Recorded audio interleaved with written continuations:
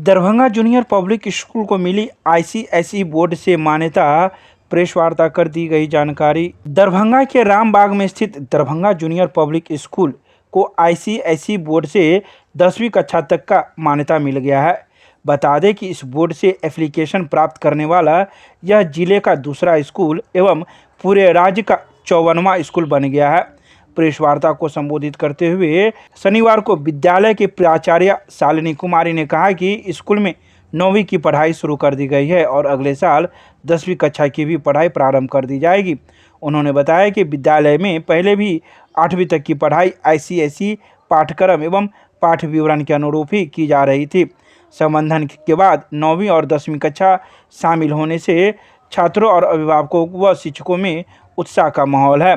वहीं विद्यालय के निदेशक विशाल गौरव ने कहा कि जिले में मैडोना इंग्लिश स्कूल के बाद दरभंगा जूनियर पब्लिक स्कूल का आईसीएसई बोर्ड से मान्यता प्राप्त करना इस बोर्ड के इकोसिस्टम को शहर में बेहतर करेगा।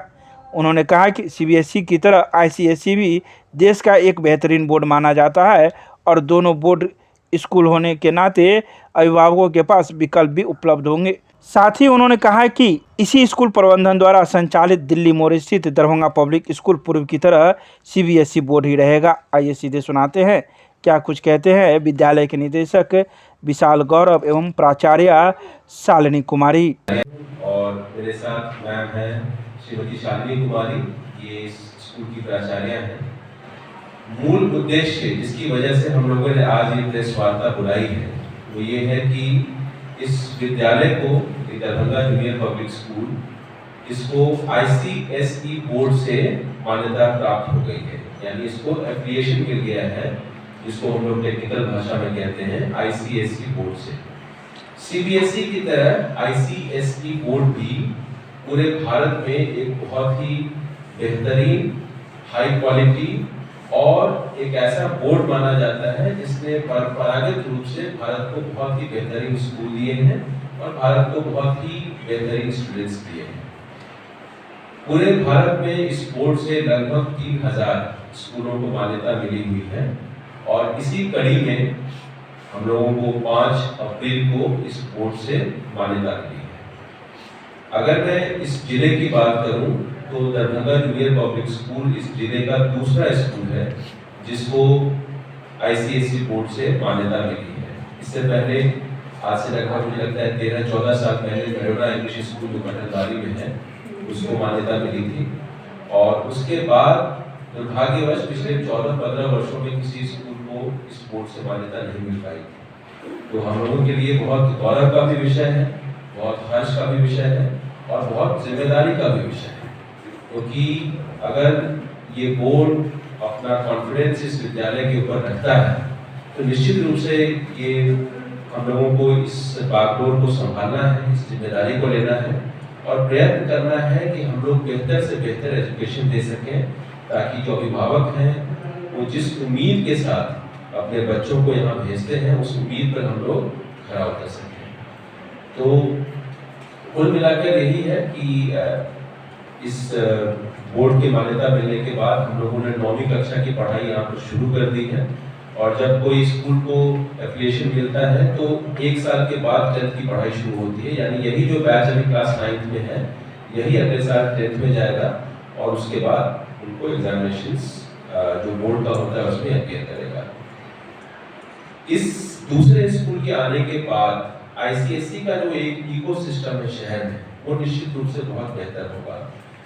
हम लोगों को उम्मीद है कि जब छात्रों की संख्या इस बोर्ड से जो जुड़े हुए हैं, शिक्षकों की संख्या जो इस बोर्ड से जुड़े हुए हैं, अभिभावकों की संख्या जो इस बोर्ड से जुड़े हुए हैं, जब ये सब अधिक होंगे तो नेचुरली एक जो म्यूचुअल लर्निंग होता है, यानी एक दूसरे से भी हम लोग बहुत कुछ सीखते हैं। जरूरी नहीं कि हर चीज़ हम लोग किसी बोर्ड से सीखें। एक विद्यालय दूसरे विद्यालय से सीखता है, एक विद्यालय अभिभावकों से सीखता है। तो इस कड़ी में मुझे लगता है कि हम लोगों को आगे और से और बेहतर करने का हम लोग प्रयत्न करेंगे और 8वीं कक्षा तक ये स्कूल ऑलरेडी आईसीएसई से पाठ्यक्रम यहाँ पर चल रहा था जिसकी सरकार ने मान्यता दी हुई थी, लेकिन 9वीं और 10वीं के लिए बोर्ड से अलग से विशेष रूप से मान्यता लेनी होती है जो हम लोगों ने लिया है। और यही इसी खुशी को और इसी जो न्यूज़ है उसको शेयर करने के लिए हम लोगों ने वार्ता रखी थी। अब सामान्य रूप में ऐसे आप देखिए, इसको तुलना नहीं करके आप दो अलग अलग रंगों के रूप में देखिए कि जैसे एक लाल रंग होता है और एक मान लीजिए नीला रंग है। तो ये हम नहीं कह सकते हैं कि ये लाल रंग जो है वो नीला से बेहतर है या एक नीला रंग जो है वो लाल से बेहतर है। दोनों रंग हैं, दोनों अपनी अपनी खूबियों के साथ आता है और दोनों की अपनी अपनी विशेषताएं हैं और दोनों किसी खास मौके पर परिस्थिति के अनुसार एक दूसरे से शायद बेहतर हो सकता है। हम लोगों को सीबीएसई और आईसीएसई को इस रूप में देखना चाहिए, लेकिन जो अभिभावक हैं और चूँकि हम लोग तो दोनों स्कूल को रन करते हैं, जो दिल्ली बोर्ड का स्कूल है हमारा वो सीबीएसई और यहाँ हम लोग आईसीएसई रन करते हैं, तो हम लोग हर दिन दोनों बोर्ड के करिकुलम को आपस में देखते हैं। बिल्कुल अगर मैं बारीकी से अभिभावकों के लिए बात करूँ आईसीएसई और सीबीएसई में क्या फ़र्क है, इसको आप ऐसे देखिए कि आईसीएसई में जो नंबर ऑफ सब्जेक्ट्स होते हैं, जो विषय की संख्या होती है, वो सीबीएसई से कहीं अधिक होती है। उदाहरण के लिए छठी कक्षा में सीबीएसई साइंस के रूप में एक विषय को पढ़ाता है, एक किताब होती है विज्ञान की। 7वीं 8वीं 9वीं 10वीं तक सीबीएसई में साइंस की किताब चलती है, जो एक किताब होती है। उसके अंदर जो चैप्टर्स होते हैं वो फिजिक्स, केमिस्ट्री, बॉटनी, जूलॉजी के हो सकते हैं। आईसीएसई यहाँ पर थोड़ा डिफ्रेंशिएट करता है अपने आप को। क्लास 6 से ही फिजिक्स, केमिस्ट्री और बायोलॉजी ये 3 अलग अलग विषय बन जाते हैं आईसीएसई में। तो नेचुरल सी बात है, अगर अलग विषय बन गए, अलग टीचर्स होंगे, नेचुरल सी बात है कि उनके अलग एलोकेटेड पीरियड्स होंगे, तो डिटेल हो जाता है। सेम चीज़ आपकी सोशल साइंस में, सामाजिक विज्ञान में है कि जो सीबीएसई 10वीं तक सामाजिक विज्ञान को सामाजिक विज्ञान की तरह पढ़ाता है, यहाँ आईसीएसई में वो हिस्ट्री, ज्योग्राफी और सिविक्स में छठी क्लास से ही बढ़ना शुरू हो जाता है।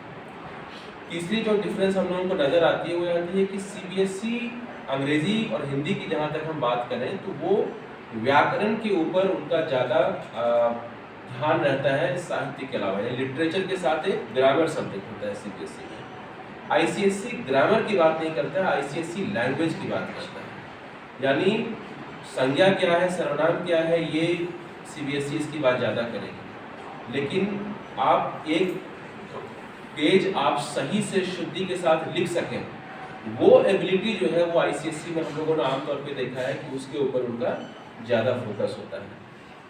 दूसरा ये है कि अगर कॉम्पिटिटिव एग्जामिनेशंस की जहाँ तक बात होती है, क्योंकि बहुत सारे गार्जियंस हैं वो ऐसा सोचते हैं कि क्लास 11th-12th में जाके हमारे बच्चों को इंजीनियरिंग करना है या मेडिकल करना है, वहाँ पर जाकर के सिलेबस, एक ज़माना था जबकि वो 11th-12th में पूरी तरह से सीबीएसई से मिलता जुलता सिलेबस था।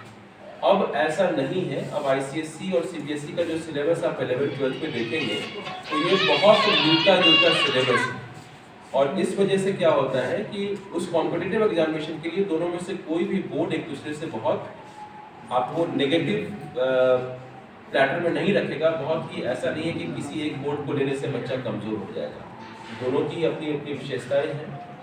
अगर समराइज करूं तो आईसीएसई ज़्यादा डिटेल्ड है, ज़्यादा सब्जेक्ट्स को लेके चलता है, तो आम जो लैंग्वेज होता है उसको हम लोग कहते हैं कि आईसीएसई ज़्यादा टफ है। मैं टफ नहीं कहूँगा वर्ड, मैं कहूँगा कि ये ज़्यादा डिटेल्ड सिलेबस है इसका।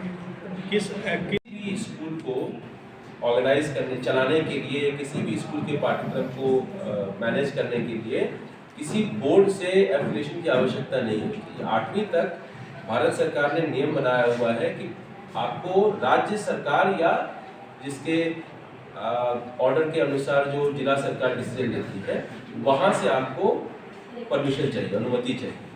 तो दरभंगा जिले में अगर उदाहरण में आपको दूँ तो लगभग 400 स्कूल हैं जिनके पास क्लास 8 तक स्कूल को रन करने की अनुमति है सरकार से। जब आप क्लास 9 और क्लास 10 को रन करना चाहते हैं और बोर्ड एग्जामिनेशंस की परीक्षा में अपियर करवाना चाहते हैं बच्चों को, तब आपको किसी एक बोर्ड के साथ जाना होगा, चाहे वो बिहार बोर्ड हो, चाहे वो सीबीएसई हो, चाहे वो आईसीएसई। तो अभी हम लोग 8 तक तो ऑलरेडी रन कर रहे थे क्योंकि सरकार से हमको अनुमति थी 8 तक की रन करने की, और हम लोग आईसीएसई के ही करिकुलम को फॉलो कर रहे थे। 9th हम लोगों ने स्टार्ट किया है और जो 10th हम लोग स्टार्ट करेंगे उसके लिए हम लोगों को एक बोर्ड से मान्यता चाहिए होती है। और चूंकि ये एक बहुत ही ग्लोबल स्टैंडर्ड का बोर्ड है, केवल भारत नहीं कई देशों में आईसीएसई बोर्ड के स्कूल्स हैं और बहुत ही बेहतरीन स्कूल्स हैं, इसलिए इनके जो मानक हैं, इनके जो स्टैंडर्ड्स हैं, उनको मीट करने के लिए बहुत सारी ऐसी चीज़ें करनी होती है स्कूल को, जो कि सरकार लेवल पर नहीं पूछी जाती है सब विद्यालयों से।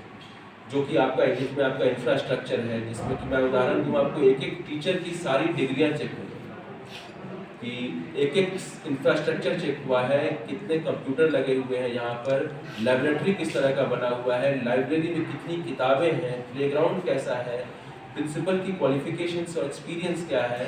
यानी एक एक चीज़ को कम से कम 300 अलग अलग चीज़ों को, एक एक चीज़ को मेजर करने के बाद, 2 बार फिजिकल इंस्पेक्शन होने के बाद ये बोर्ड का एफिलिएशन मिला। इसीलिए नेचुरल सी बात है कि ये 15 साल के बाद अगर किसी स्कूल को मिला है तो ये मैं समझ सकता हूँ, मैम समझ सकती हैं कि ये प्रोसेस इतना डिफिकल्ट है, लेकिन यही एक हम लोगों को खुशी है इस बात की कि इस अगर पूरे प्रोसेस को हमने पूरा किया है तो ये अपने आप में हमको कॉन्फिडेंस देता है कि यस, कहीं ना कहीं जो राष्ट्रीय स्तर के स्कूल हैं उसके साथ हम लोग अपने आप को आज बराबर खड़ा देखते हैं।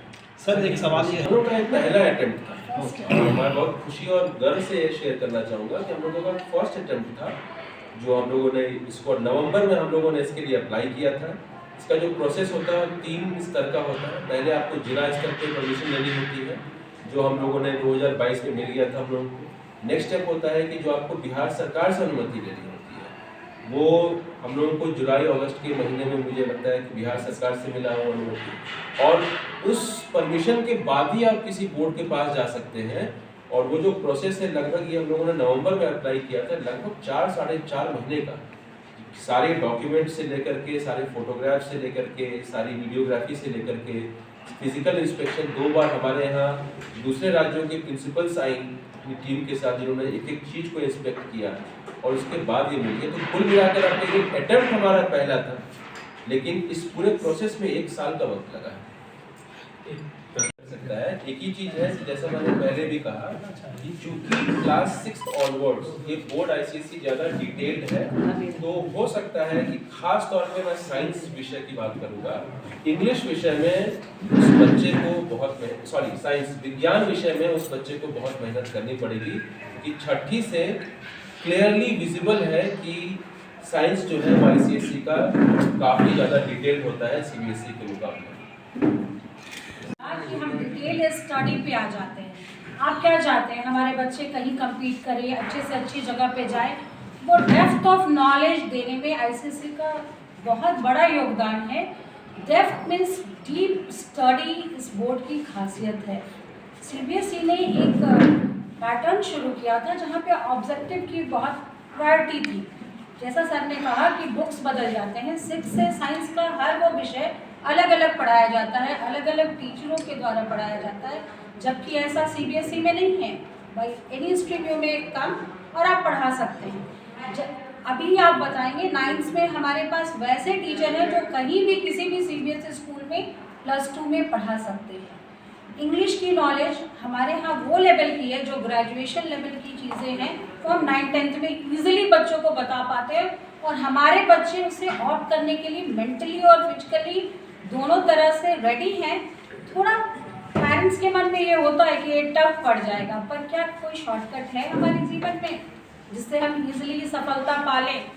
तो आप बच्चे पढ़ें किस बोर्ड से, ये इम्पोर्टेंस से ज़्यादा हमारा deep analysis of any subject हमारा मतलब होगा।